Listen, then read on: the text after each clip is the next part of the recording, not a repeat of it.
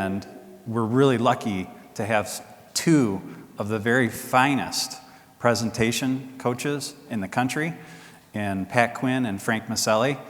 And Pat Quinn is going to be our first speaker this morning. Come on up, Pat. Thank you, Pat. I'm going to go off this one. It's 2 o'clock in the morning, and I'm driving through rural Kentucky, asking myself, what am I doing here? You see, I'd woken up that morning in Cincinnati, Ohio, and all I had to do was drive to Lexington. And I spoke that day, got out of my speaking event about 4:30 in the afternoon. Friday afternoon, I go out to my car, and I've got a flat tire. And I start calling garages looking for somebody who can fix my flat tire, but it's 4:30 on a Friday afternoon. I finally get a hold of one place. They're about 20 minutes away. They say they'll come tow my car there. They get it there. They'll stay open late for me. I get the car there about 20 after 5, and I say, can you fix my tire? He says, yes. And then he looks at the tire and says, no. He says, but I can sell you a new tire. I said, great. Then he looks at the tire again and he says, but I don't have a tire this size. And I said, okay. But I do have a tire, he said, that's a little bit larger. It might work on your car. I said, okay, I'll take it. He said, but I can't sell you one of those because then your car would be lopsided. I got to sell you 4 of those. So he put on all 4 brand new tires. I got out of there, and now I'm driving through rural Kentucky in the middle of the night in my pimped out Ford Taurus, thinking, what am I doing here? And the thought that came into my head is a thought that's come into my head so many times as I've been on my way to speak at a seminar, at a workshop, to educate people. And that is this: what I do matters. What happens when I stand up and speak in front of a group of people makes a difference. It's true for me, and it's true for you too. What you do when you stand up at a seminar and teach, what you do when you stand at a seminar and present, makes a huge difference in the lives of the people who are in front of you, for their families, for their retirements, for their college, for their savings. What you do makes a difference. Because of that, we want you to be as good as you can be, as great as you can be, as amazing as you can be when you stand up in front of any audience. And so I am Pat Quinn. Hey, you think something amazing is going to happen here today? You feeling it yet? Not really, huh? Why don't you turn to the person sitting next to you and say, something amazing is going to happen here today.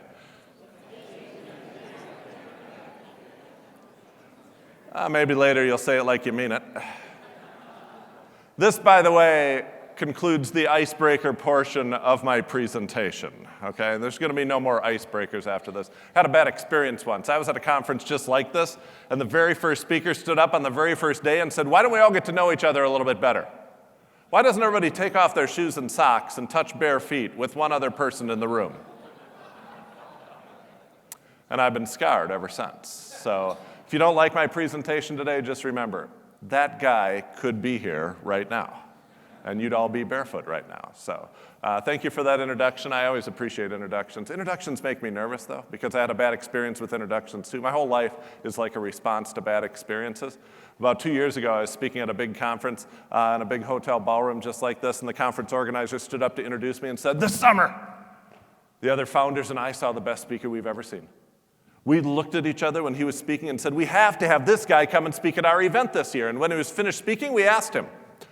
And unfortunately, he was booked.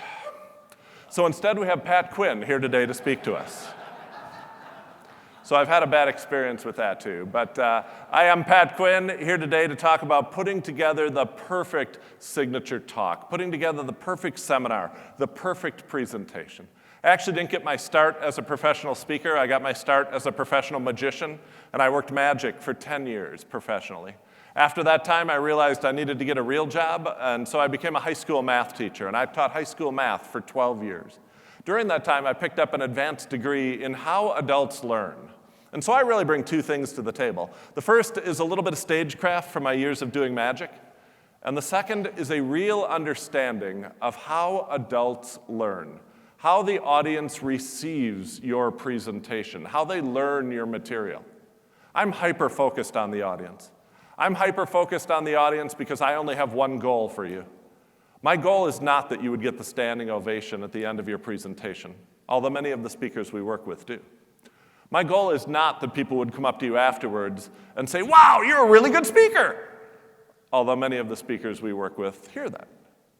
Our goal, our only measuring stick, is that the audience would want to engage with you after the presentation.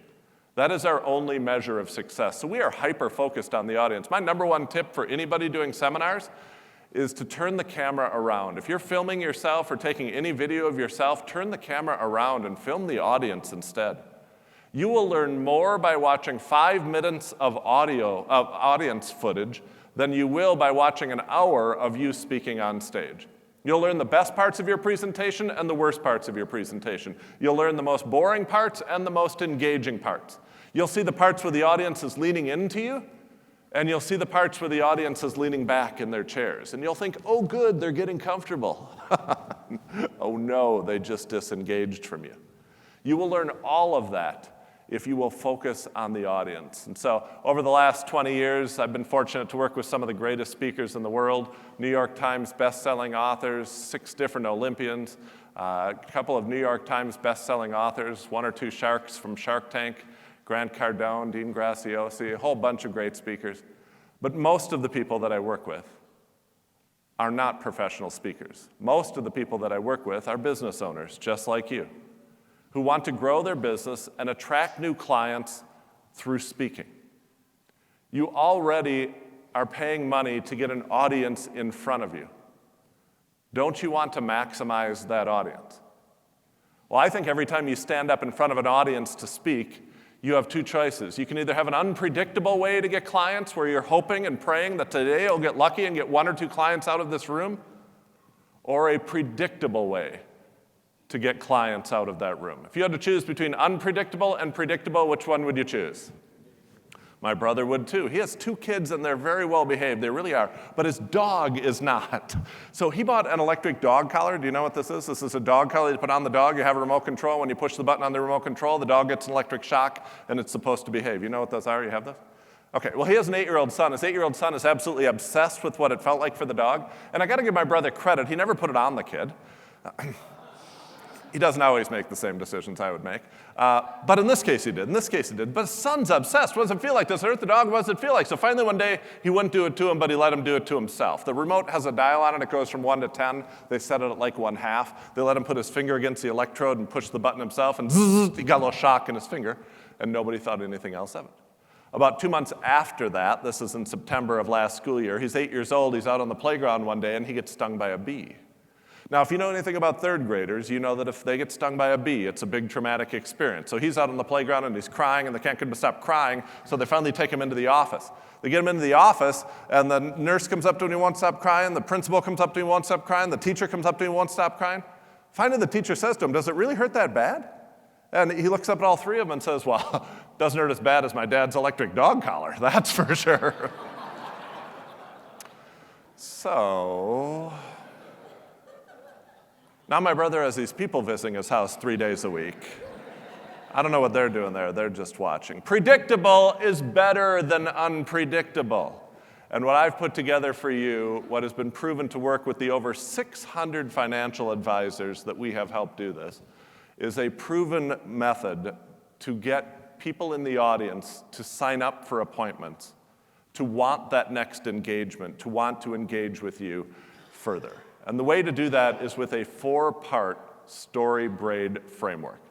See, most people think about their presentation wrong, and I hear it when I hear you talk. I was at the social last night and talking to people about their presentations. When I ask you about your presentation, you tell me about your content. You're thinking about it wrong. Your content is one part of your presentation. It's not the most important part of your presentation.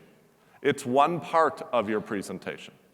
But we believe that there is a 4-part story braid framework that causes an audience to want to engage with you after the presentation. And this is not my opinion. If you want an opinion about your presentation, ask your sister.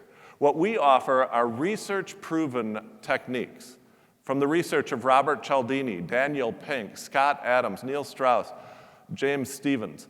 The research is there on what causes audiences to engage with you after the presentation, to sign up for appointments. And it is not to start with content. The first thing that you want to start with is an opening heart story. This is a connection piece that will connect you to the audience.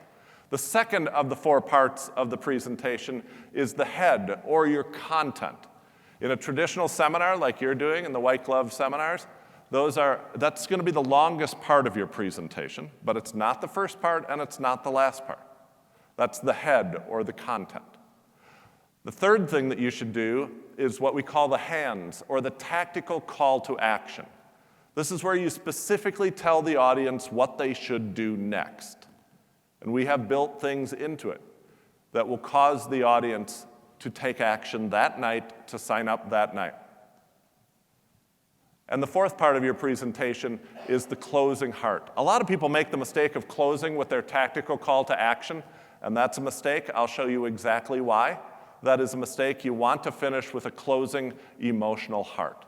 When you put the 4 parts together, heart, head, hands, and heart, you have a formula that causes people to want to engage with you after the presentation, causes people to want to not only sign up for appointments, but show up for appointments and become clients of yours. We believe that you're going to change the lives of the people that you work with in 45 minutes, but we also believe that real life change happens when you have a longer engagement with them after that presentation. And when you have that longer engagement, that first appointment, that second appointment, a lifetime engagement, is where the real life change happens, which is why this 4-part story braid framework is going to be the best friend that you have. And you won't walk into any seminar hoping to get 1 client out of it. You'll walk into that presentation knowing that you're going to get close to 80% of the people, 8 out of 10 of the people, meaning if you have 16 people coming in for a seminar, 16 families coming in for a seminar that you're doing, we're looking at 12 appointments out of that, and you closing 50% of those. Those are the numbers that people who are using this 4-part story braid system are consistently getting using this system. And so in the next 40 minutes or so, I thought I would walk you step by step through these 4 parts, give you some very specific things you can do regardless of your content. Whether you're doing a tax seminar, whether you're doing a college savings seminar, whether you're doing a Social Security seminar, whichever seminar you're doing, there are specific things that you can build in using this 4-part structure. And I'm going to talk about each of these 4 parts over the course of the next 30 or 40 minutes. Then I'm going to give you an opportunity to try this. We're actually going to give you an opportunity to try some of this.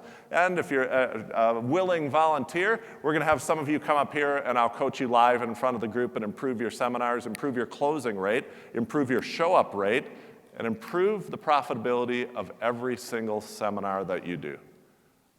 My goal is that you could hold the same number of seminars this year as you held last year and get twice as many clients out of it.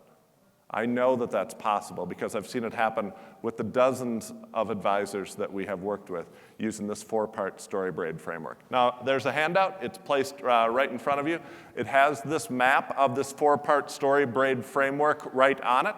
And so anything that you want to take notes on, you have it right in front of you. This is the very map that we use to map out our presentations, the very map that some of the best speakers in the world use to map out their presentations.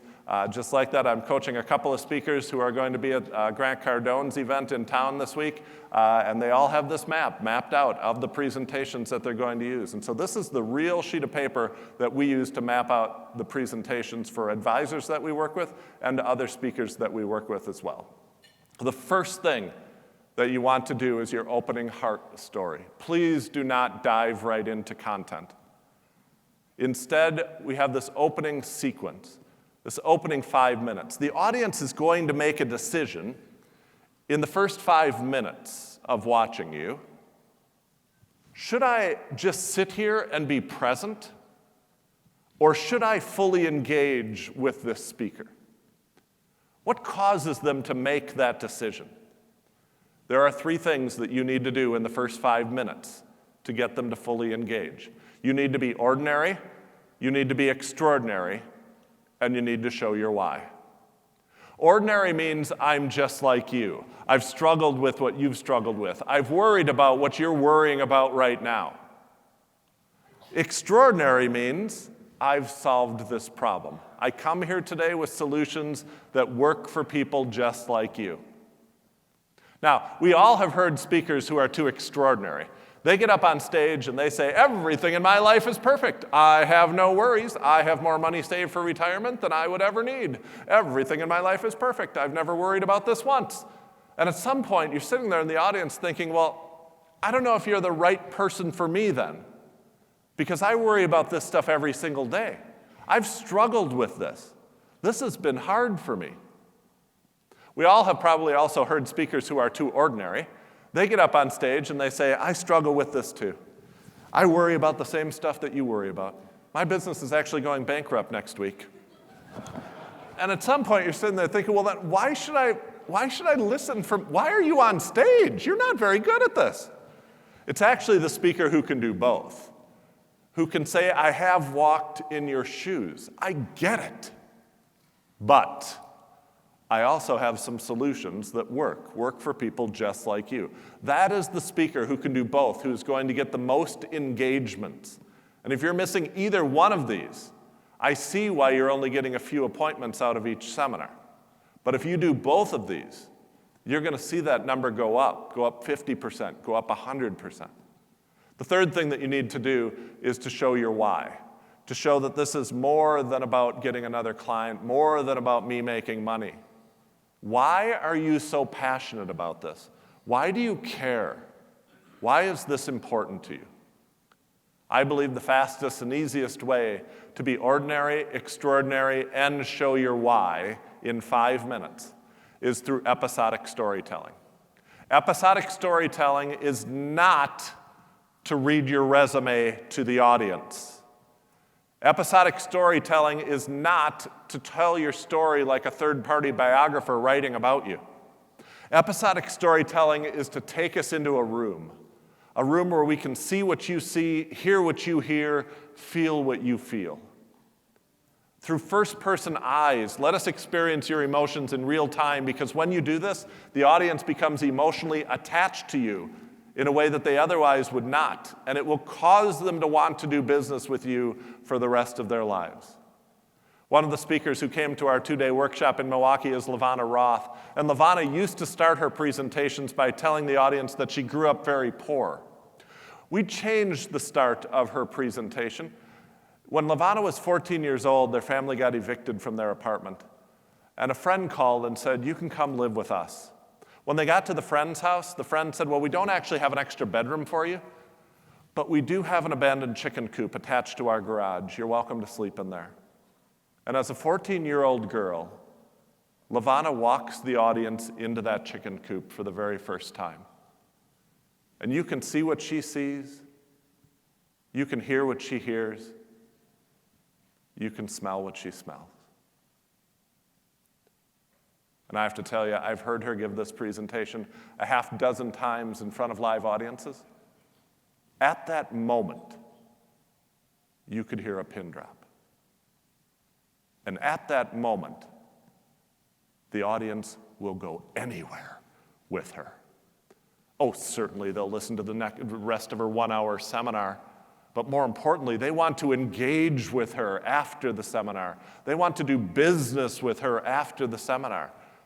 The power of an emotional attachment is unlike any other power to get people to want to engage with you. And the way to do that is not to tell us how you got into this business and the last 4 companies that you worked with.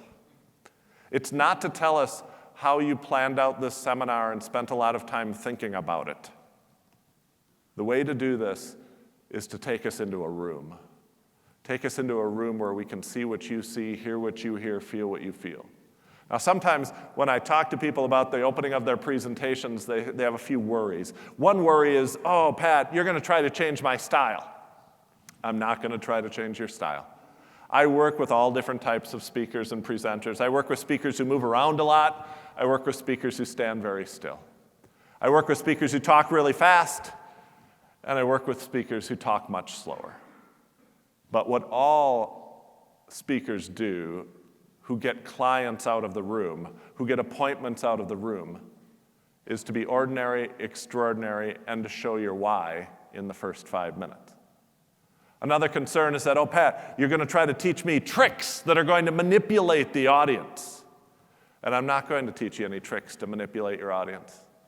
I think the best thing that you can do when you're on stage is to be authentically and transparently you. People often ask me, do you work with actors and actresses? And the answer is no. Actors and actresses are actually doing the exact opposite of what I want you to do. Actors and actresses are on stage pretending to be somebody who they're not.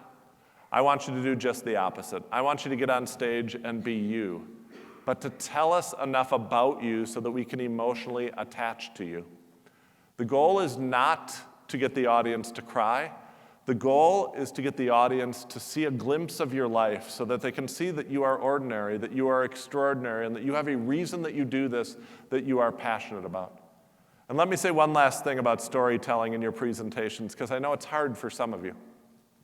Some people hear a speaker on stage who has a story that's just extraordinary. They got cured from the rarest form of cancer, and they think to themselves, well, I just don't have stories in my life like that. I'll tell you this, I coach someone who's climbed to the top of Mount Everest, and I coach someone who has paddled down the Amazon River and wrestled with alligators. And when those people tell those stories to an audience like this, how many other people in the room can relate to them? None. No one else in the room has ever done that. I coach another speaker who, in a story that he tells, talks about arguing with his wife about whether the toilet paper should come out over the top or over around the bottom. And when he tells that story, how many people in the room can relate to it? Every single person in the room. What if we evaluated the stories that we told at the beginning and end of our presentations, not based on how many people come up to us afterwards and say, wow, that was an amazing story? What if instead we evaluated the stories that we told at the beginning and the end of our presentations based on how many people came up to us afterwards and said, that same thing happened to me? That's your best story. That's the story that gets clients. That's the moneymaker. Because that's the story that causes people to want to do business with you.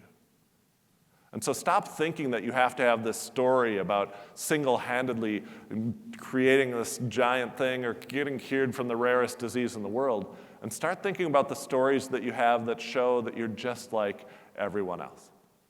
If you have that story in the opening part of your presentation, you're going to have something that is going to connect quickly with the audience, so that an hour later, they're going to feel this emotional connection. You can do this in 5 minutes. This is the opening heart sequence of your presentation. The last thing that you do in this opening sequence is to roadmap the rest of the presentation. So the very last part of your opening sequence is to roadmap the presentation. That is simply to tell us what's coming in the rest of the presentation. We want your content broken up into sections, so at this point we usually say, and so tonight I'm going to teach you this, and this. And here's a pro ninja tip. Oh, I just Scooby-Dooed you. Did you see it? Great speakers, when they want to say something really important to the audience and they want the audience to pay attention, they don't say, this is really important. That's for amateurs. They don't say, write this down. That's for amateurs. What the greats do? What the greats do is Scooby-Doo. Look left, look right, and drop your head about 6 inches. And when you do that, the audience will, I just saw you do it, the audience will physically lean into you. They'll lean closer to you. It's called the Scooby-Doo. It's because what Shaggy does right before he and Scooby walk down a dark alley filled with ghosts. But that's just why it's called a Scooby-Doo. So if you have something really important to say, look left, look right, drop your head about 6 inches. The audience will physically lean into you. You'll see it right away when it happens. That's what we want. We want to see the audience leaning into you, nodding their heads as you're talking about yourself and your stories because they're connecting with your stories. Here's a pro ninja tip that will help you when you're road mapping your presentation. Oh, see, you're still leaning in. You can't stop yourself. It's like a habit or something. Include a time element in your road mapping. So instead of saying, tonight I'm going to talk to you about these 3 things, tell them how long it's going to take. In the next 40 minutes, I'm going to talk to you about this, and this. Why do we include a time element?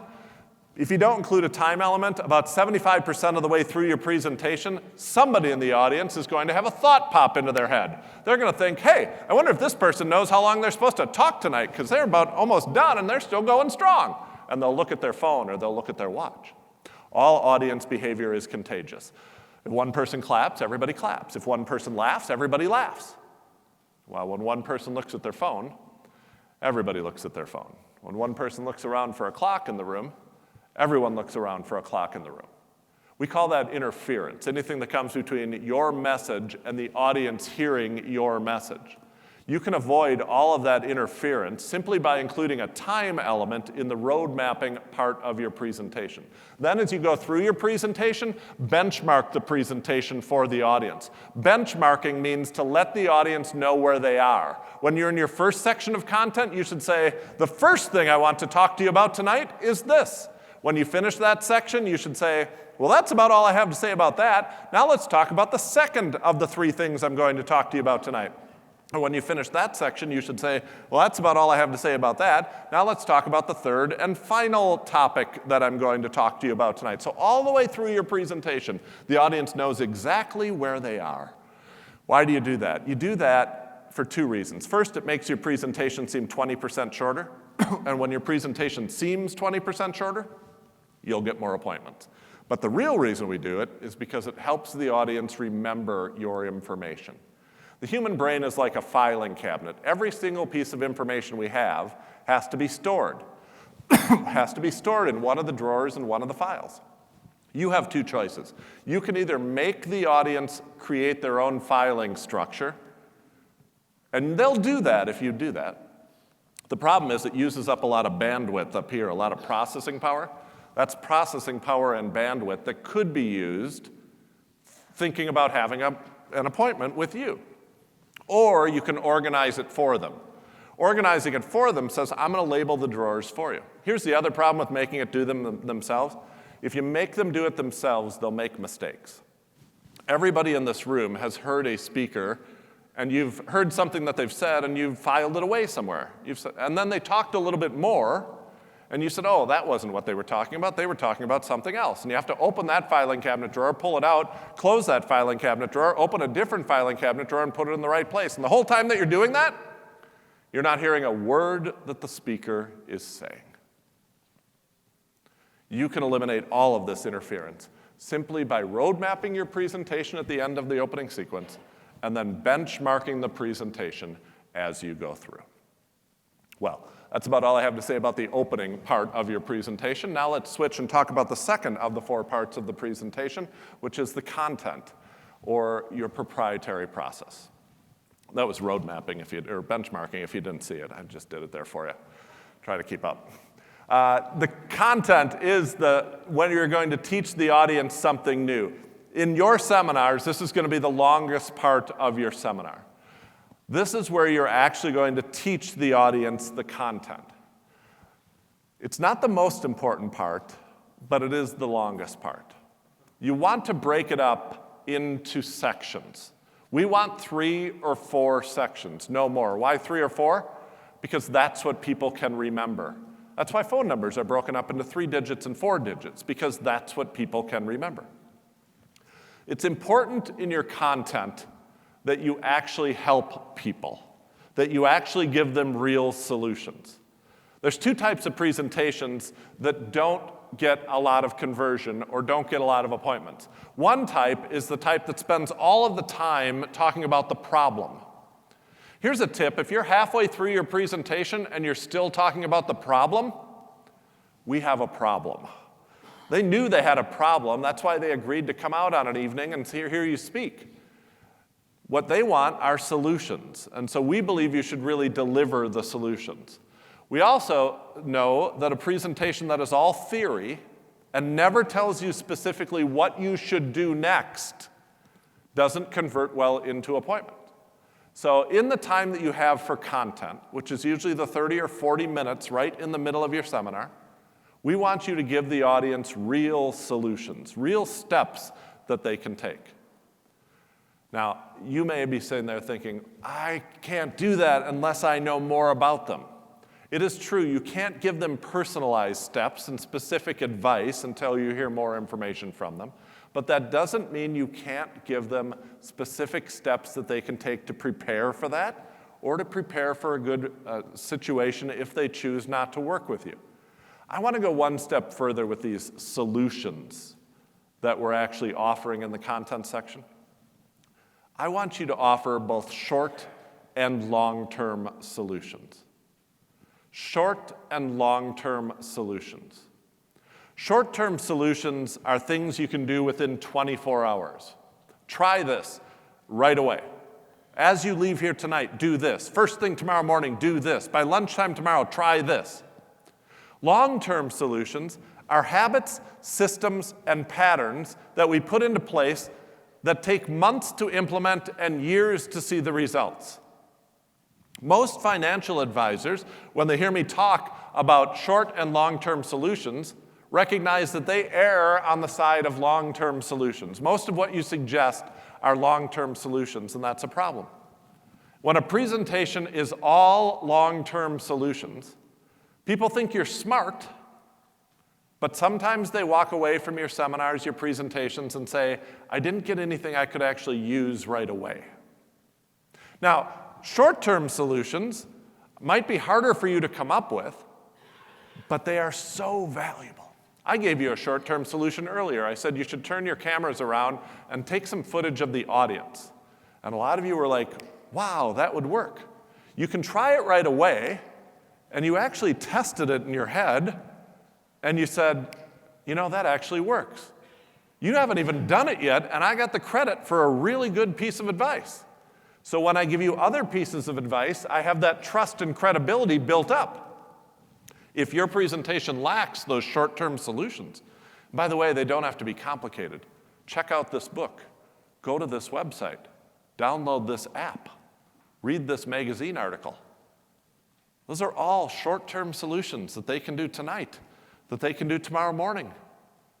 Those are simple short-term solutions that you can say to a group of 30 people, and it applies to all of them. And when they do it and it works, when they do it and it's pretty cool, when they do it and they learn something, you get the credit, you get the trust, and you get the engagement, and you get the client. If you have all short-term solutions, and you've been to presentations that are all short-term solutions, you'll know those types of presentations because you're writing as fast as you can. Like, it's just note after note after note after note. You're just like, oh, I loved your presentation. My arm's tired. I wrote so much. I don't think I need to work with you. I know everything that you know now. I wrote it all down. You can't have all short-term solutions. You can't have all long-term solutions. The seminar that gets the most clients, and this is why if you're still struggling to get 1 or 2 clients out of each seminar, it could be a short and long-term solution thing. You're erring on the side of long-term solutions and you're not giving any short-term solutions. What's the value of 1 client? Do you know the lifetime value of a single client? What if every time you gave a seminar, you got 2 extra clients? What would that be worth? Would that be worth implementing short and long-term solutions? What's the dollar value on 2 additional clients above and beyond what you're currently getting out of your seminars? What's the real dollar value of that? That's the power of having short and long-term solutions in the content section of your presentation. We also believe that the content should include your proprietary process, a named process that is unique to you, that only your company, that your firm, that you offer. Because you know that there are other people who do what you do, but you are the only one who does it how you do it. You're the only one. And the proprietary process seals that down so that they don't have options of who to go to, that they have to go directly to you. That's the power of a proprietary process. I'm going to give you one last Pro Ninja tip that you can do in this content section of your presentation. And this is to refer back to yourself by your first name 2 times in this part of your presentation. I want you to refer back to yourself by your first name 2 times. Now, I told you earlier that you should have your content broken up into 3 sections or 4 sections. Sometimes people come to me and say, but Pat, what if there's a 5-step process that I have that helps people? And I always say, teach them the first 3 or 4 steps of the process or lump your steps together. There, I did it. Did you hear me do it? I referred back to myself by my first name in conversation. I was taking my garbage cans down to the end of the street on Monday, and the guy next door was taking his garbage cans down too, and he said, Pat, is today recycling day? And I said, no, that's next Monday. Ooh, there, I did it again. See, sometimes I accidentally do it. I do it so often. I refer back to myself by my first name in conversation. Why do you do this? You do this so that the audience can begin rehearsing having a conversation with you. You may not realize it, but as human beings, we don't do anything that we don't rehearse in our heads ahead of time. Before we take a step, we rehearse that step in our heads dozens of times. Well, if you never do this, and then you get to the end of your presentation and say, hey, would you have a conversation with me? Want to sit down and have a meeting? They haven't practiced that. And if you force them to decide in the next 5 minutes if they want that appointment or not, most of them are going to say no because they haven't had time to practice it. On the other hand, if early in your presentation, you refer to yourself by your first name in conversation, they will immediately begin rehearsing that conversation in their heads. And because the biggest barrier to that conversation is actually what would they call you? What would the first word out of their mouth be? And I got to tell you, I've worked with a lot of advisors who, when they finish their seminars, they just kind of walk around the room or they stand up in the front of the room and people come up. Be ready. Because if you do this twice in the content portion of your presentation, instead of 1 or 2 people coming up to ask questions, it's going to be like 5 times that many coming up to ask questions because they know they've been rehearsing it, they've been practicing it. You know who does this better than anyone else is Joel Osteen. Joel Osteen is the pastor of a 40,000 person church. Every time he stands up and talks, there's 20,000 people in the room. But you can watch him on TV any Sunday for 30 minutes. And every 30-minute message that he gives, 2 times during that message, he refers back to himself by his first name in conversation. Early in the message, he'll be like, oh yeah, I was in the back of church the other day and somebody came up to me and said, Joel, what do I do about this? And then later in the message, he'll be like, oh, I was at home the other day and my wife, Victoria, said, Joel, why do you leave your bath towel on the floor? Why don't you hang it up on the rack like you're supposed to? I've seen people line up to see him after church. When he comes out at the end of church, there's kind of these ropes that you have to line up in because he's got a best-selling book and stuff, and they line up. And then he comes out, and the very first person in line walks right up to him and is like, Joel! Why do they call him Joel? Why don't they call him Pastor Osteen? Why don't they call him Mr. Osteen? They call him Joel because they've been rehearsing calling him Joel for the last 25 minutes. He taught them to call him that. You can do this, and when you do it, you lower the biggest barrier to setting an appointment with you, which is what would that conversation be like? You can do this. Refer back to yourself 2 times in conversation during the content portion of your presentation, and you're going to see the number of conversations that you have afterwards go through the roof. You're going to see your appointment rate go way up as well. By the way, once you have a conversation with somebody in the front of the room or in the back of the room after your presentation, their likelihood of showing up for the appointment doubles, which is also going to cut down your no-show rate on appointments and your close rate on those actual appointments. So that's about all I have to say about the content or head section of your presentation. Now let's transition and talk about the third of the 4 parts of the presentation, which is the tactical close. We're actually going to do 2 closes on the audience. We're going to do a tactical close and an emotional close. The tactical close is what you would traditionally call your call to action, where you ask them, you tell them about the appointment and how to sign up for the appointment. And a lot of people end there, and that's a mistake. That's a mistake because you have 2 different types of decision makers in every audience: emotional decision makers and tactical decision makers. And if you only do a tactical close, you're leaving half the appointments on the table. I can usually tell by watching a speaker whether they're a tactical decision maker or an emotional decision maker because most people sell the same way that they make decisions. If I'm watching a tactical decision maker at the end of their presentation, it is all tactics. It's a 45-minute appointment. They're held at our office. Our office is 1,600 square feet. There's 4 parking spots out in front. Usually 3 are taken, but the one on the left is usually there. It's like tactics, tactics, tactics. And the emotional people are left high and dry.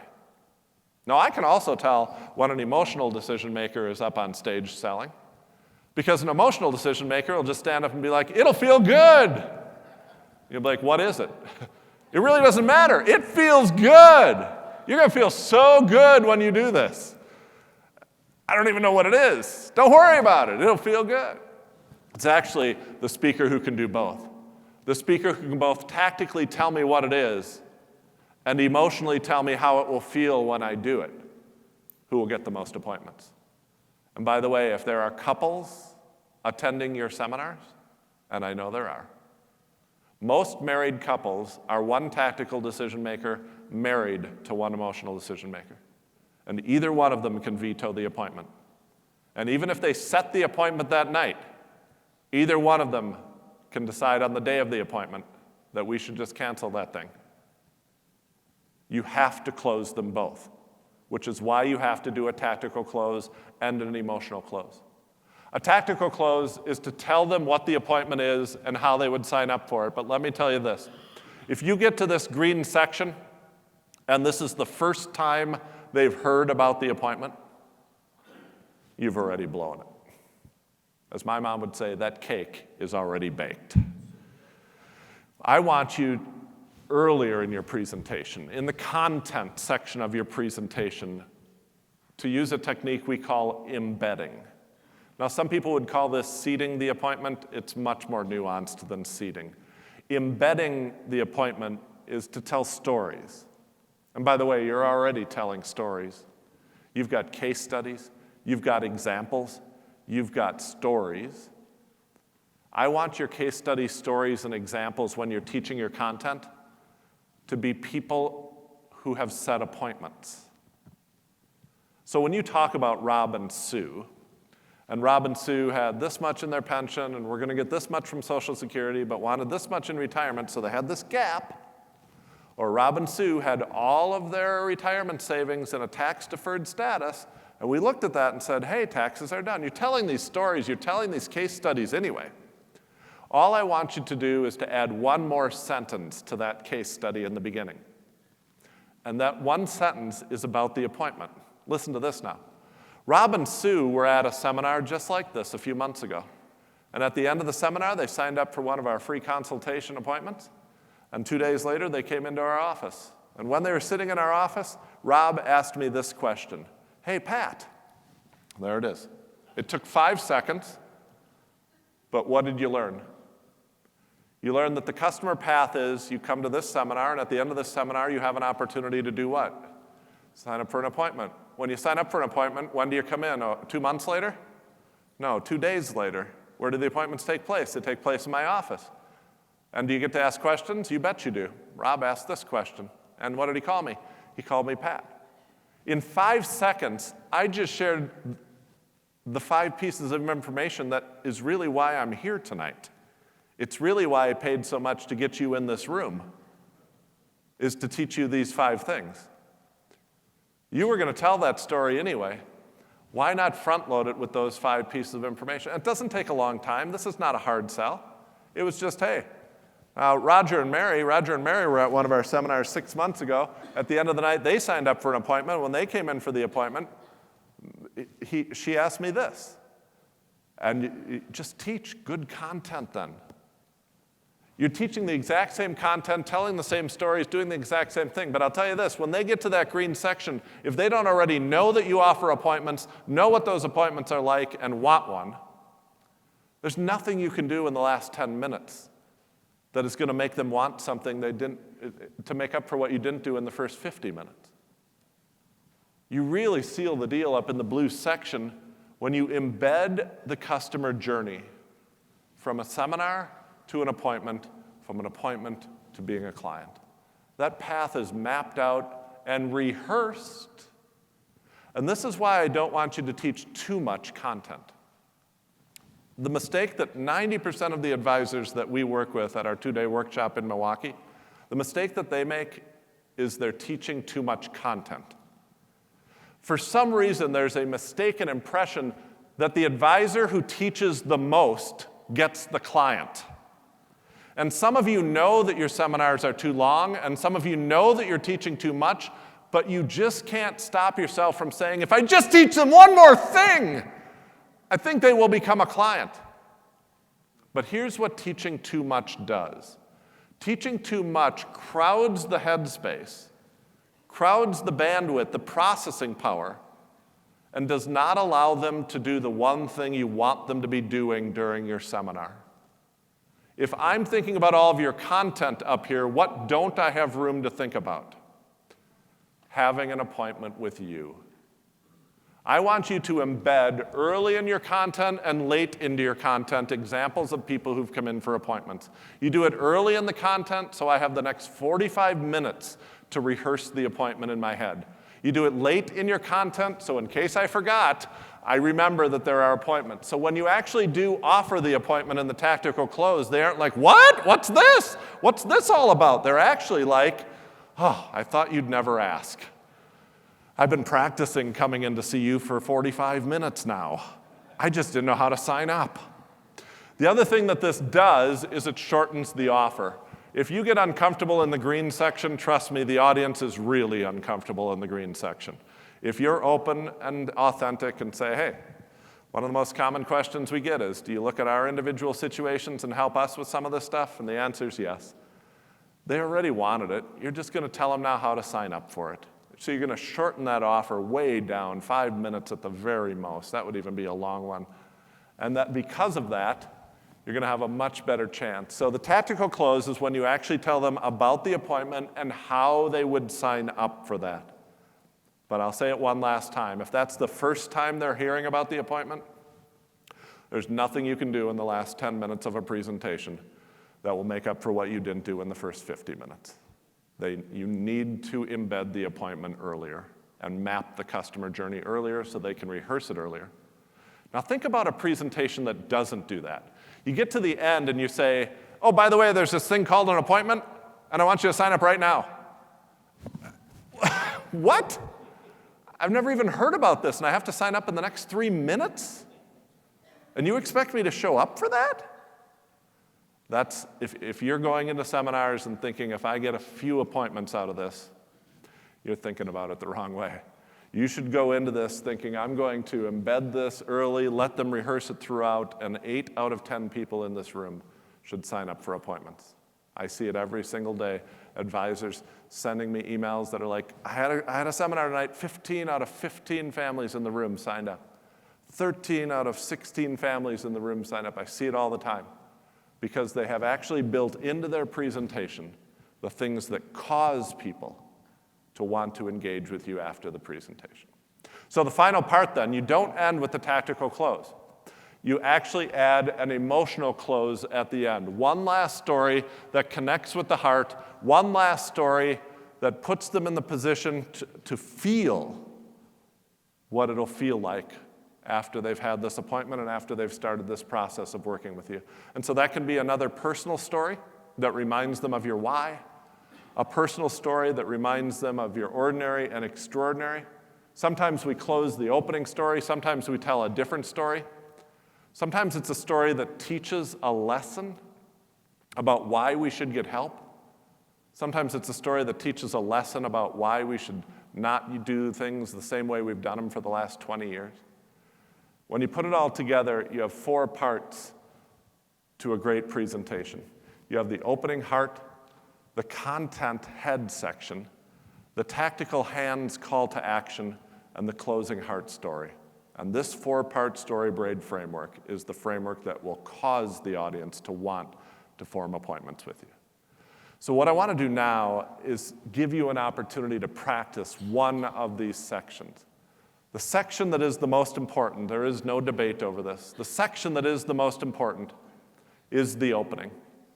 Because if you blow the opening, they aren't going to listen to the other 3 sections. If you don't connect in the first 5 minutes, they're not going to engage with the other 55 minutes.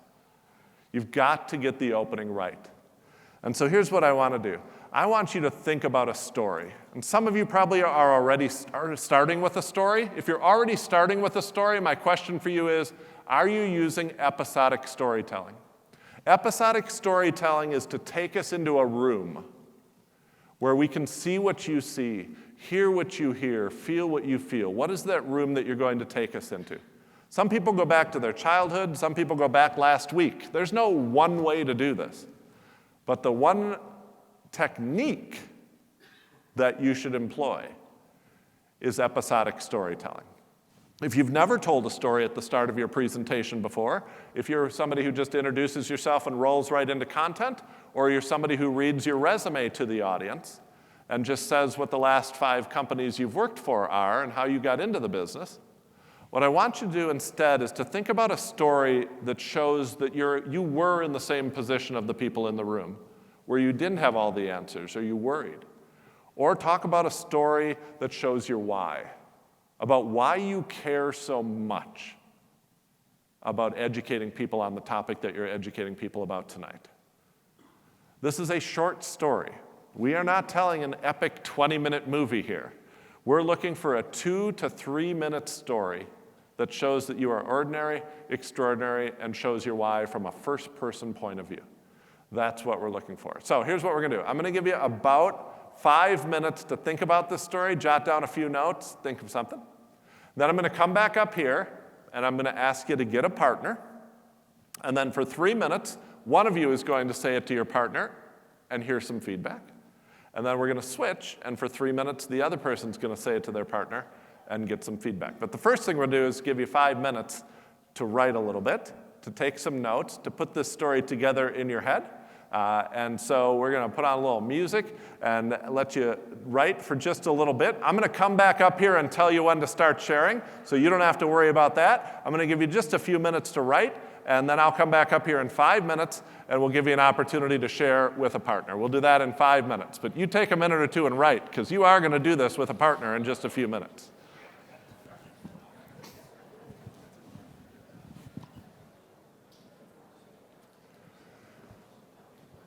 All right. In a moment, what we're going to do is pair up. And if you don't have a partner, just kind of raise your hand and find somebody who also is looking for a partner. And we're going to have one of you go first. You guys can rock, paper, scissors to figure out who goes first. And for 3 minutes, you're going to share your opening story. This is not your whole presentation. This is an opening story that you're going to tell. And it may not take 3 minutes. If you've never done this before, this is the safest room in the world. We're going to be cheering for each other. We're not going to be mean to each other. The first time you do it may not be the best time you do it, but you can't have a second time until you've had a first time. So right now we want you to identify a partner, choose who goes first, and that first person, share your opening story and get some feedback. I'll come up here when we're going to switch and go to the second person. You've got 3 minutes to tell your story and 1 minute to get feedback. Go ahead and share your opening story with the person who you've partnered up with.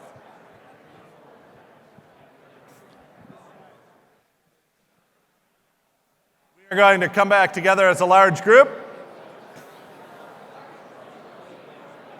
First thing I want you to do is to give a huge round of applause to your partner who just shared their opening story with you.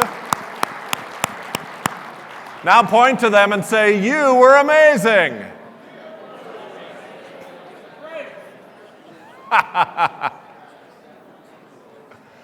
Now here's what I want to do. I want to give you the opportunity, one or two of you, the opportunity to come up here and share your opening story with the large group. I'd like to do some live coaching with that story so I can show you some of the ways that we work with speakers and help you improve your story, and I think you'll all learn from watching a couple people do that. To do that, we need a volunteer to come up here and share their opening story with us. You don't have to do this, only do this if you want to get better, improve, and impact the lives of more people. Is there anybody who'd like to come up and share their opening story with us? Well, come on up. Hey, give them a hand. It's always hardest to be first.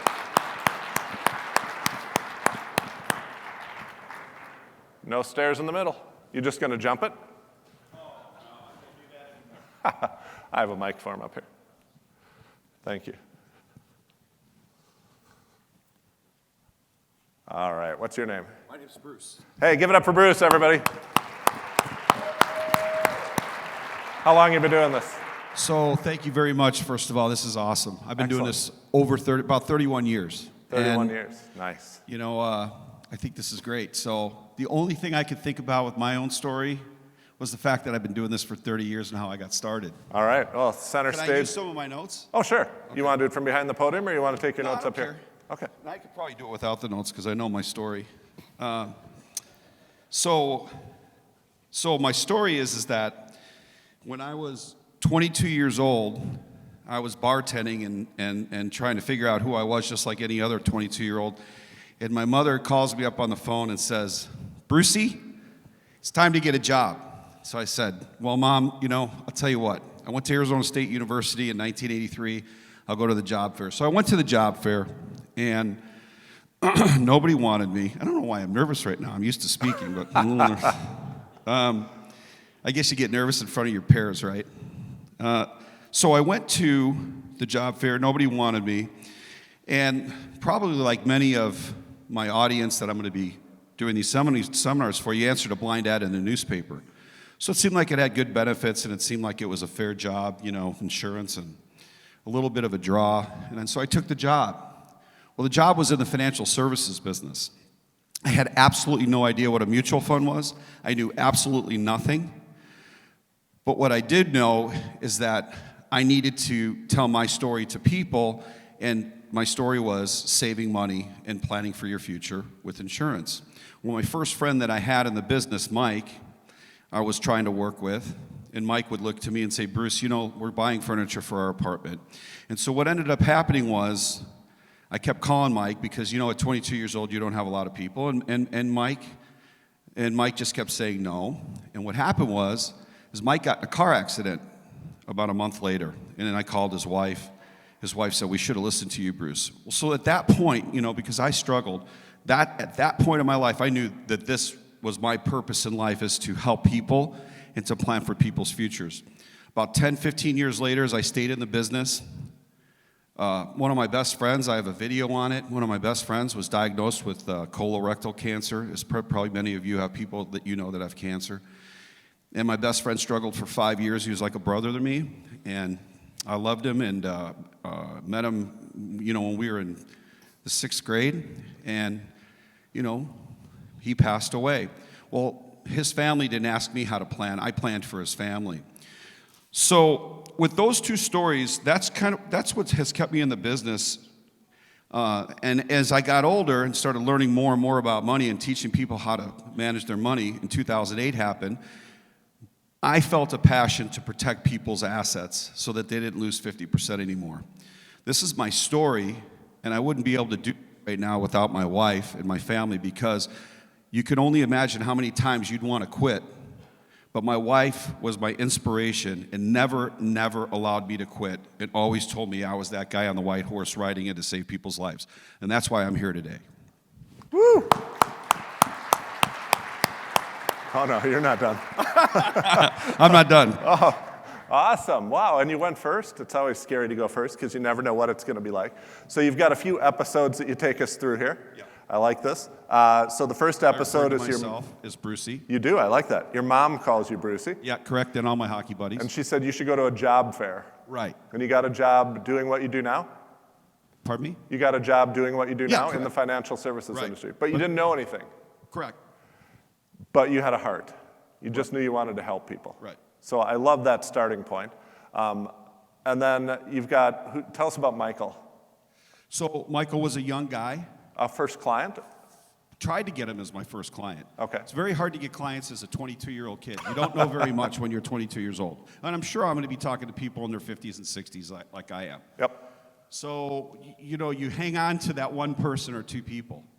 And it was crazy because, I'll never forget it, because there was times that I wanted to quit all the time when I was 22 years old. It's very frustrating. You're young, you're inexperienced, and you're learning. And he ended up getting in a car accident. His wife actually sent me a card saying, I sent them a card, obviously, and she says, "I wish we would have listened to you." And there was nothing that I could do at that point other than saying, "I'm sorry." So the Michael story is a client acquisition story. That's correct. What I wish you would sub that out for is an actual client who you wanted to help, but you didn't have all the answers. What if there was, do you remember the name of an early client? Like in my 20s? 31 years ago, yeah. Did you have any clients? Sure. Oh, you sure, did get clients. sure. Good. Okay. I'm just trying to think of them. There's a lot. I don't, Okay. Let's say one of them was named James. Well, I did have my part of my story with my very best friend I did plan for. That's the one who passed away? Yeah. I think that story is actually an ending story for you. Okay, so that's the ending story. I think that story at the end of your presentation, where you say, and that family didn't have to come to me and ask me to plan for them. I had already planned for them. Right. I think that's your killer closing, emotional close here. I Okay. would put that story Okay. here. So I'll think of another one in the beginning. Yeah, so let's say you had an early client, James. A client or a prospect? No, a client. Okay. People don't care about they're not in the sales business. You're in the sales business. Okay, They're in the I business can of think getting of I help. can think of two of them right now that are So still I'm clients. 20 years old. I'm sitting across the desk from James and Marion, and James asked me, "Hey, Brucey, I don't know what I'm supposed to do." And you know, I didn't know what I was supposed to do either. I looked across the table at him, so now we're in the room. He looks over at me and says, "Brucey, I don't know what I'm supposed to do." I looked over at the table at him and said, "You know, I don't have all the answers either, but I'm going to figure it out." And over the next 31 years, I did. In the last 31 years, I've helped hundreds of families, just like James, just like you, make a plan and take the steps to have a safe and secure retirement. And so what I'm trying to get you to do is to get out of people don't care about your sales process of, I had this prospect and I couldn't close the prospect. What they care about is, I have this client and I wanted to help this client. I didn't know the answers then, and I do now. And here's what this allows you to do, because I want to take your experience and make an advantage out of it. I'm going to add a compression statement. A compression statement is any time we compress time. And so I've been helping speakers and business owners just like you for the last 21 years grow their business through speaking. And in the last 60 minutes, I've taken that 20 years of knowledge and expertise and I've compressed it down into the 60 minutes that you just heard. That's a compression statement. And what you're going to say is, I said to James, I don't know all the answers either, but I'm going to figure it out. And over the next 31 years, I did. And tonight, in the next 60 minutes, I'm going to take that 31 years of knowledge and expertise and experience and share with you the very most important things that you need to know about whatever topic we're talking about tonight. And so when we switch it from a prospect story to a client story, we get to hear your heart. I wanted to help them. I didn't know a lot about this business, but I knew I wanted to help people. And then we also get to share, I didn't have all the answers, but I figured them out over the course of the next 31 years. And then we compress it for tonight's presentation.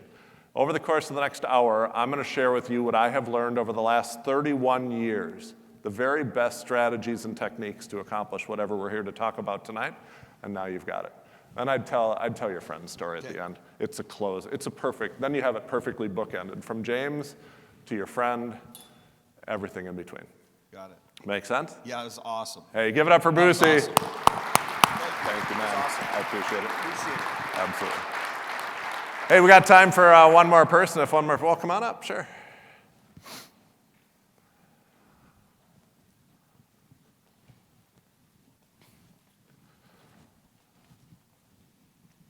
All right, what's your name? Greg McInnes. Greg? Yes. All right, give it up for Greg. How long have you been doing this, Greg? 31 years. Oh, man. What, Yes. was there like something happened 31 years ago that I don't know about? You guys twins? Yeah, no. Oh, you don't know. You I have both twins at home, but no. All right. Great. And you've been doing it for 31 years. Do you have a story that you've been starting with for a long time, or is this new? No, I've been using a story, been talking about a little bit, yes. All right. Let's hear it. When I get up there and I'm really talking, I tell the story a little bit about, well, after my wife and I got married, I spent a lot of time in the country with my in-laws. And we'd sit there, my mother and I are both early risers, so we'd get up in the morning, and she'd always be watching her TBN, and we'd read the Bible together and pray together. So then one day she was asking me, Greg, you know, tell me a little bit more what you do. And I did what every rookie would do, is I just blurted out everything to her.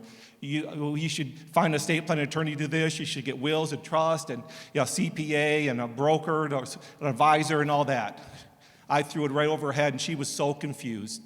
So she goes, Greg, my daughter's an attorney, Danita, and so, we're pretty good off. So I really kicked myself because I wish I could have went back and told a little bit different story to her. Because my father-in-law died about 5 years after that, and their income went down from $5,000 to $1,200. So basically, she had to move out of a house she paid for and had to live in with my wife and I. And that wasn't her retirement plan, and it surely wasn't ours as well. But bottom line is, she had a guy that came up and wanted to buy her house for $300,000, and she found out she had to go through probate. They had a will. It wasn't a little big deal. It was 45 days. But after those 45 days, that guy was gone. So she got really nervous, thinking, I'm never going to sell this house. And just before Christmas, she sold it for $225,000, took a big loss. So if I had one thing here, the reason I'm in this business is I wish I could have sat down with them more and spent the time with them. And now that reminds me of another situation. Way back there sat Mike and Pam. They came to an event just like this, my briefing. And what they wanted, they were sitting there listening. I was watching them, and I saw Pam nudge Mike a couple times. And when I gave them the opportunity to come in for a consultation, they were the first one in line. And they wanted to go there and learn more about what they could do and not be like my in-laws. And they have been a very good, since then, we got them a CPA, we got them a estate plan attorney, and they were able now to live the retirement they wanted to live in. Now they're retired, and a little bit before that is they wanted to retire at 70 and 65, but then life happened. It had to be 65 and 65. The life happened, it was 60 and 65 and 60. Now they're retired. Since we had a plan, they're living happily ever after now in Alabama. They're back home, and they sit there and just brag about us all the time. So that's why there's more Mike and Pams out there, not the Murphys. Woo! Nice. Well done. You're a pro at this, 31 years. Holy cow. All right, so the opening story is about your mom and dad? My mother-in-law, yeah. And, it's your mother-in-law, okay. And then you have a client story there as well. The first thing I would say is I love the mother-in-law story. I think that's the opening story for you. I think it's the perfect story for you. The client story, I actually wouldn't tell in your opening sequence. Okay. You don't, other than them being clients, you don't have a personal connection to that story. I think it's going to be perfect in the early part of your content.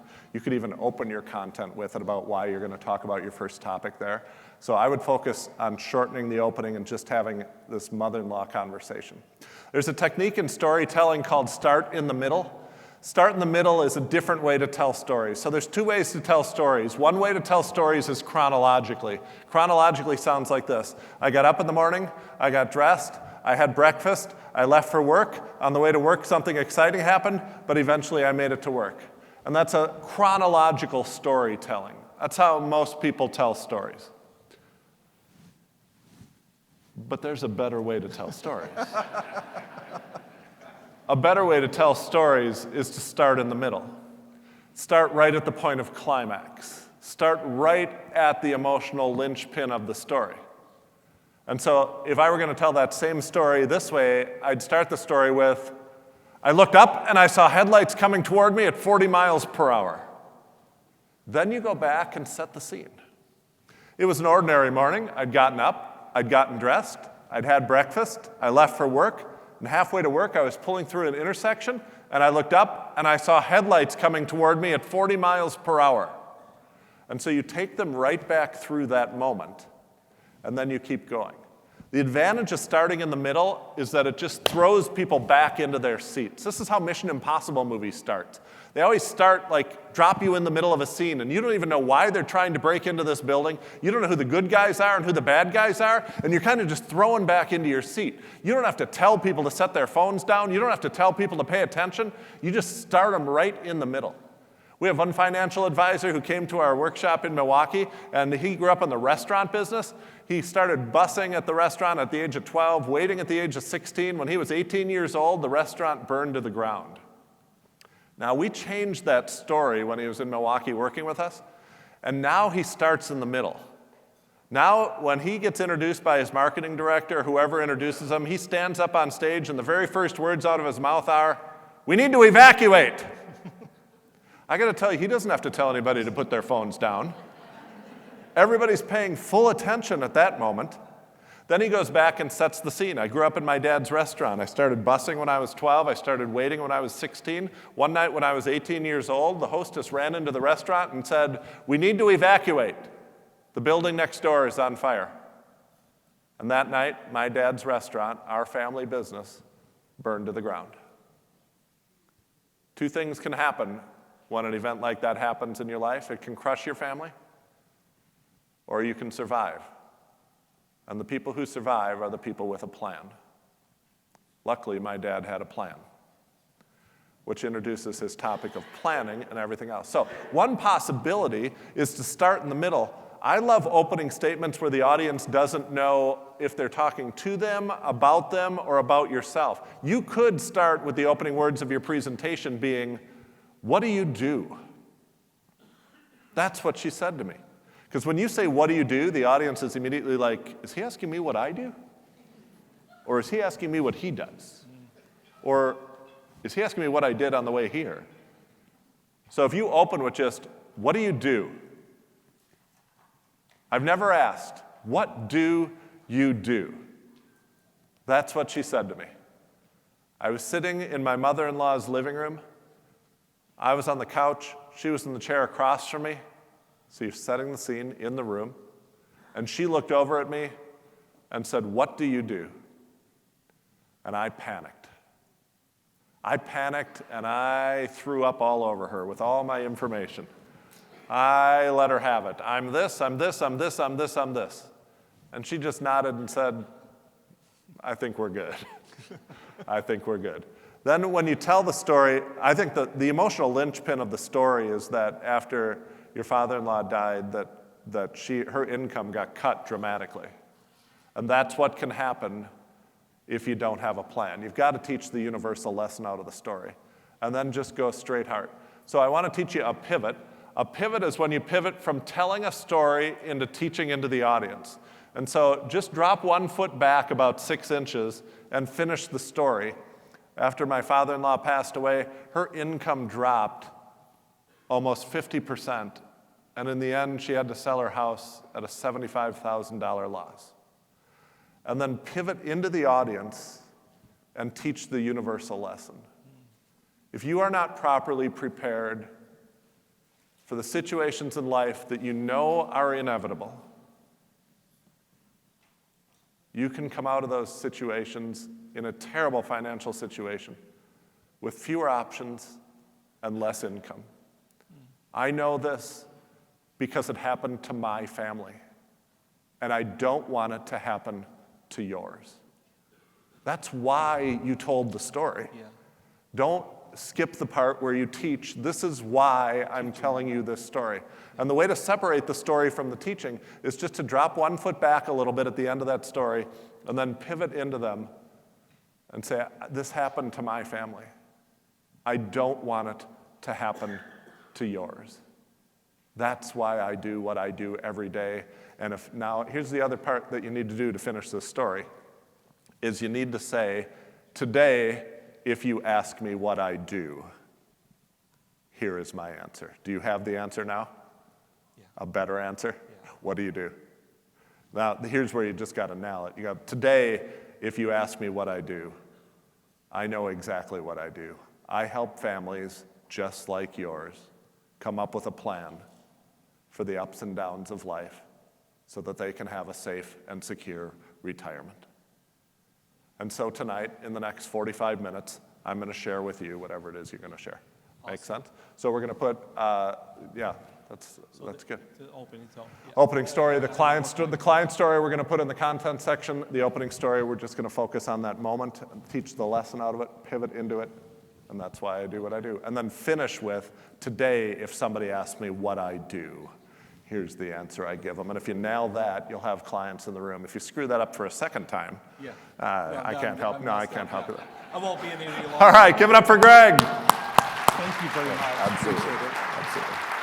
That's awesome.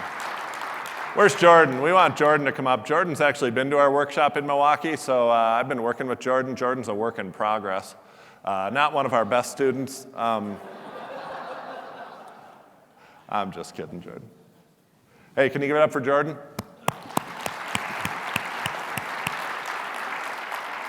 We've been working on his opening story, and so I asked him if he'd come up and share what we've been working on. And you've used this in some seminars now since you've been to Milwaukee. So we'll give it a whirl, see how this comes out. Everyone is crying. People are hugging. I see a woman in tears walk across the room and give my dad a big hug. My dad then walks over to me and says something that's going to change my life to this day. He says, "Son, people don't want to know how much you know. People want to know that you care." Those words really resonated with me as a young man. At the age of 12, I didn't know what I wanted to be when I grew up, but I did know I cared about people, and I wanted to help them. That moment in time was actually at a funeral for one of my father's clients.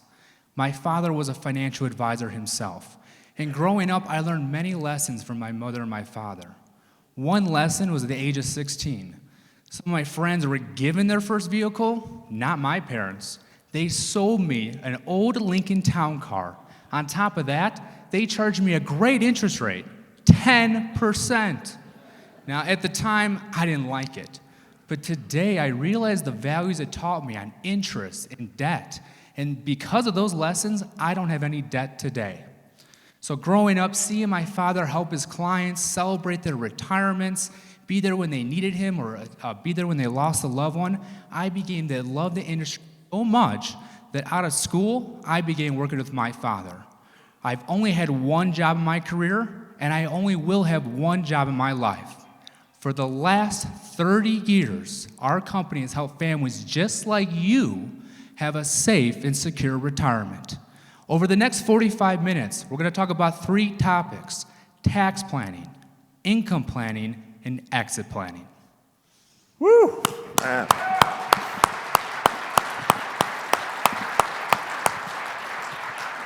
Oh, you can keep that. And you think this is still a work in progress? This is, holy cow. It's only been 2 months. So some things that you may have noticed or may not have noticed that Jordan's doing amazingly. He's got his weight balanced, which stops him from moving around like a caged tiger. One thing that you don't realize when you see a speaker who's moving around constantly on the stage is that your brain has to process all of that movement, which doesn't leave room for you to do what? Rehearse having the appointment with you, and it's going to hurt you. He balances his weights well. Now, he does move, but he moves when time moves. So when time transitioned and his dad moved up to a different spot, and then he started working with his dad, he moves and transitions with time. And so you've got so much in here that's so good. You've got a great episode in the beginning. You take us right into the room where your dad's getting a hug. You've got a lot going on here. Does the story feel good to tell? Love it. The 3 most important words in an opening like this, and you've heard me do it, you've heard Jordan do it, you've heard some other people do it as well: just like you. When you say just like you in that opening sentence or in that opening sequence, you tell the audience that this is what we do. We work with families just like you. One of the things that audience members do when they hear a presentation is they exclude themselves from the group. Like, oh, you probably only work with people who have more money saved than me. Or, oh, you probably only work with people who have less money than me. Or something like that. Or people who have their paperwork all in order and aren't keeping it all in a shoebox. But when you add those words, just like you, every single day in our office, we sit down with families just like you. For the last 30 years, our firm, my father and I, have been helping families just like you. When you add that to your opening sequence, you add so much connection and so much power. That, coupled with the story, is going to make this absolutely slay. So I want to thank you for sharing. Hey, did Jordan do a great job? We want you to demonstrate the other technique. Late in your presentation, in your tactical offer, we teach a technique called Picture a Day. Picture a Day is out of Scott Adams' research, and Scott's been researching how people visualize, how things work, and we want you to add a Picture a Day moment in your presentation where you make 3 consecutive Picture a Day statements about what it's going to be like after a client works with you, after they've been through the process and all this is taken care of. Jordan's been working on his 3-step picture a day. Do you have it? Do you need notes? I was going to do it for this group. Do you want me to do it for my presentation? What were you going to do? I was going to do it for the presentation. Yeah, do it from your presentation. That's perfect. Picture a day where you don't have to worry about if you can fill the workshop. Picture a day where a client calls you and says, "Thank you for your help. It's made a lasting impact on my life." Picture a day where you're not worried about how much money can I make, but how can I give back to a person or a charity?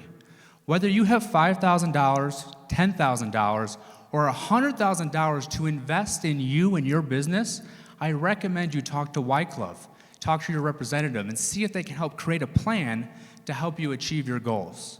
I believe everyone in this room has a special talent and ability that will lead you to success beyond your wildest dreams. You will be successful if you care about people and you truly want to help them. You will be successful if you love what you do and your personality is reflected in all that you do.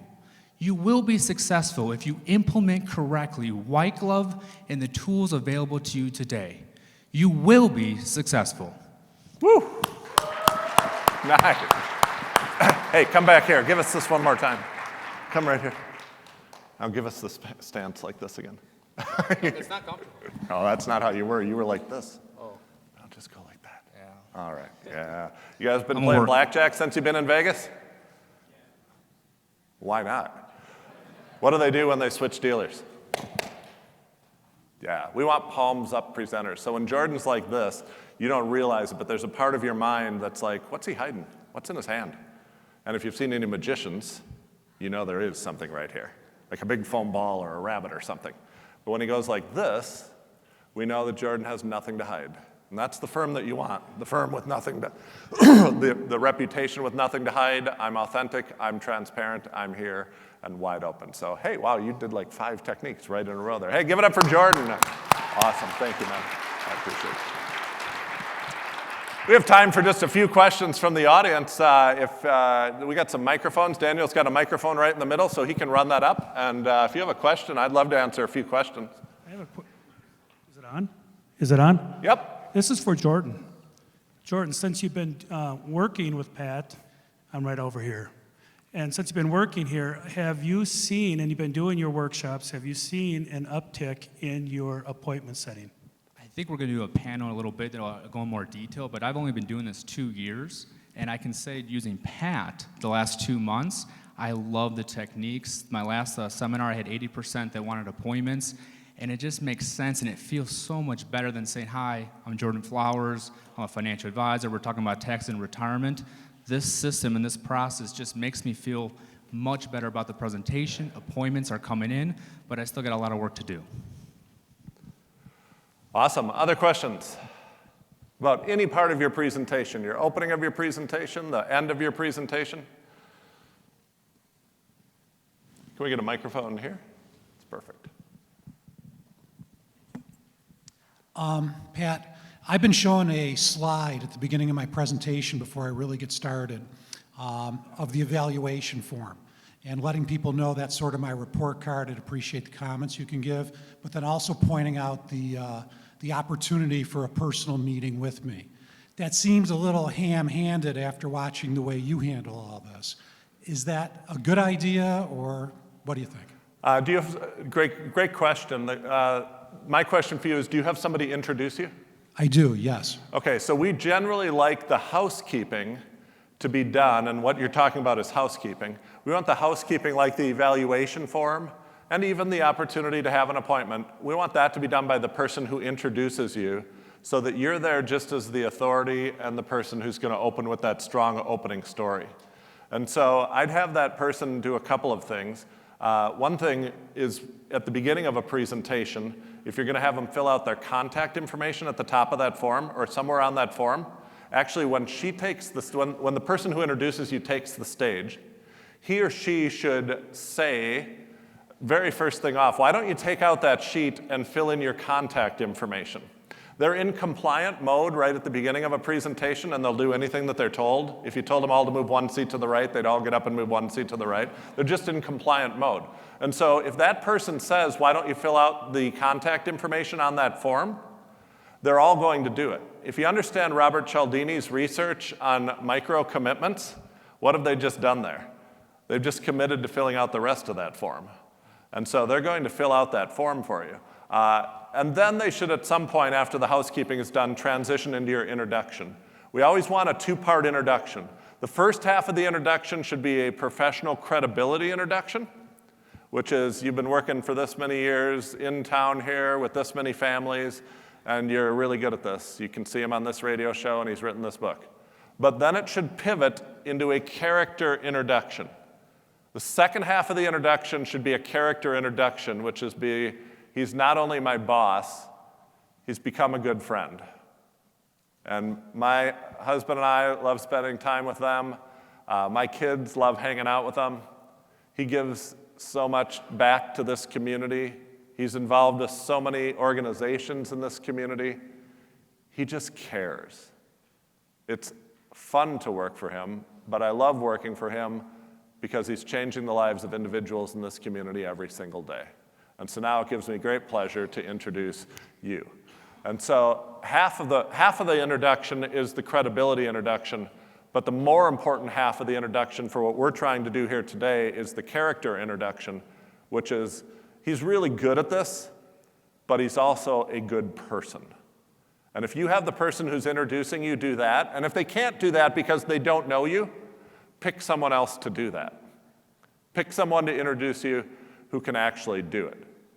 And if you do that, you're going to have a much better opportunity to have that character. So the short answer to your question is I would do that for him and let him know about the appointment ahead of time, but I would have the person who introduces you do it because it's housekeeping, then go into the introduction, which should be half credibility, half character. Great question.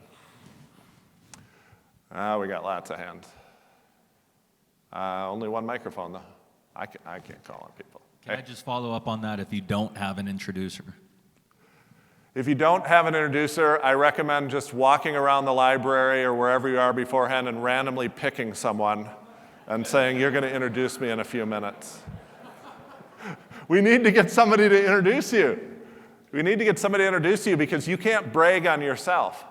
You need somebody else to brag on you, both for credibility. You can't, if you stand up and say, I give to a lot of charities, you're a jerk. If somebody else who knows you well says, this guy gives back to the community, he's good people, I know good people, he's good people, you're a hero. It just changes everything. This would be a goal for 2020, would be to find somebody who can introduce you. Have time for maybe one or two more? Go ahead. Oh, we're switching sides. Yeah, I was just curious with questions and answers when doing the seminars. I've only done a couple with White Glove so far, but I find that you can have someone try to take over the seminar with too many questions. And should you take questions during the presentation or after? Great question. And a lot of financial advisors don't take Q&A. They don't take Q&A for a number of reasons. They might be a fiduciary. And if you're a fiduciary giving advice to one person in a room full of people, it's really hard to fulfill your duty as a fiduciary because A, you don't know enough about their situation to give a good answer, but B, you also have other people in the room who are hearing it and may follow that advice and it's not right for them. And the other reason is that it might take over the room and hurt your flow. And so first thing you know is you don't have to take it. When financial advisors do take Q&A, oftentimes they don't take questions, but they take suggestions of topics you would like me to talk about. And so if you ask, like you asked a very specific question, and I wouldn't answer your question, I would just say, one thing I'm being asked to talk about is Q&A. Or one thing I'm being asked to talk about is introductions. So I don't actually answer your situation, which stops somebody from telling me about the last 20 years of their life and all the jobs they lost. But it does just let them say, well, what about unemployment or something like that? And so take it as a suggestion of topics. I'm going to follow up on the question before that. Yep. So you have the person who's doing your, you've done your introduction. I've done my part. I did the close. Then does the person who did the introduction come at the end of the meeting and then do we have a blue sheet that they fill out for like an appointment. That person is doing that at the end of the event? Is that kind of what you're saying? Well, everybody has a different process for how they actually take appointments at the end of their thing.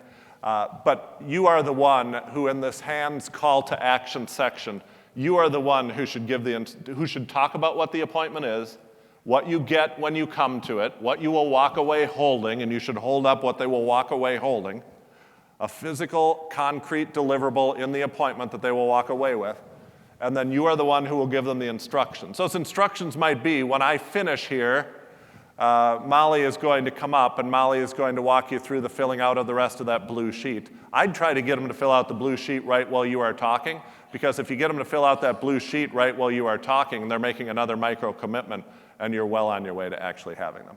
So one of the most common questions that I get is, Pat, will you work on my seminar with me? Will you work on my signature talk with me? And the answer is yes. We hold a 2-day workshop in Milwaukee, and last night a bunch of people were asking about it, and I said, wait till today, I'll talk to you about it today. It's a 2-day workshop in Milwaukee, where in 2 days, we are going to walk you step by step through the process of designing the perfect signature talk. We're going to take the seminar that you deliver and reverse engineer it and build into it the 15 separate elements that will cause an audience to engage with you. You are 2 days away from having a presentation that converts at a higher rate than you're currently converting, with a lower no-show rate, and those clients, they convert into clients. Over the course of the 2 days, we're going to walk through step by step each section of your presentation. I'm going to sit at the table with you and rewrite it with you, just like I did up here with Bruce, just like I did up here with Greg, just like I did up here, or did in Milwaukee with Jordan. And you're going to see the change. You're going to see it over the course of 2 days. And so the workshop, your presentation is done. We're going to let you practice it, get that practice on video with my feedback so that it's maximized for conversion. Every month we hold these workshops in Milwaukee. It's a very small group, 24 people or fewer. I sit at the table with you and we write this. We have other coaches in the room. There's tons of one-on-one practice. You're going to go through your presentation multiple times during the course. We hold them every single month. They're always in Milwaukee, Wisconsin. And people are like, do we have to come to Milwaukee in winter? Which is why I remind you, the workshop is held inside. All right. This 4-part StoryBraid framework is going to be finished. You're not going to be sitting there thinking, hey, I wish I had that opening heart story. You're going to have one. You're not going to be wondering, what should I use for my closing story? You're actually going to have a closing story, and we're going to build in the 15 elements right into the whole thing. And so after the workshop, and this is what people love the most, and Jordan's in the middle of this right now, for 6 months after you come to Milwaukee for 2 days, I will be your one-on-one speaking coach. Every time you give a seminar, or every time you practice, send me the video. And you and I will hop on the phone, and I will coach you one-on-one on that presentation. I won't be happy until you say this presentation is perfect. It includes 6 months of follow-up coaching. I will be your personal one-on-one coach in the 6 months afterwards. Michael Hyatt said this, and a lot of you know Michael Hyatt, you probably use his planner. Michael Hyatt said, he's my new speaking coach. I spent the day with him, and it changed everything that he had. And so we have dates coming up. Our booth is over here. Right there, Daniel's waving right there. And we have dates coming up that you can choose between, but even if you can't pick a date, you can sign up for this right here today.